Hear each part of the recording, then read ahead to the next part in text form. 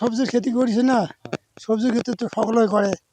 এতিয়া বজাৰত গেদাৰিং হয়, সেইকাৰণে মই চিন্তা কৰিছোঁ বেলেগ এটা চিন্তা। ধুবুৰীতে দিন ষ্ট্ৰবেৰী চাই আনি খাই পেলাই ভাল লাগিছে, স্বাদটো ভাল লাগিছে। সেইকাৰণে মই মনত স্থিৰ কৰিছোঁ না ষ্ট্ৰবেৰী খেতি যেনি তেনি আগত কৰিবলৈ। এইকাৰণে মই যোৱা বছৰ 5,000 চাৰা আনি ট্ৰায়েল কৰিছোঁ।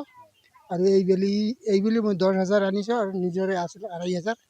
টোটালি এইবাৰ মই 1.5 বিঘা মান ৰুইছোঁ।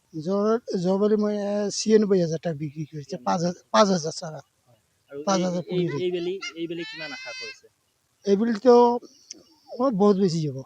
এইটো হিমাচল ৰাজ্যৰ যে কি ৰাজগড়ৰ পৰা পাইছোঁ মালচিং পেপাৰ দিছে, পলিচেট দিছে, তাৰ পৰা 1,000 পুলি দিছে।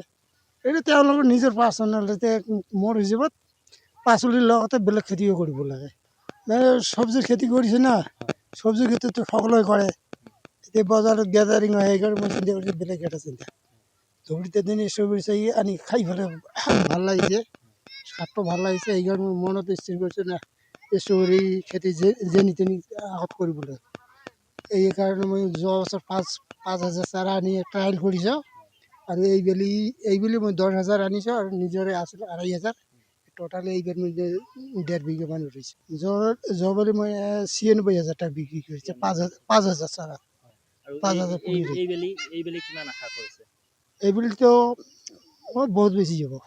এইটো হিমাচল ৰাজ্যৰ যে কি ৰাজগড়ৰ পৰা পাইছোঁ মালচিং পেপাৰ দিছে, পলিচেট দিছে, তাৰ পৰা 1,000 পুলি দিছে।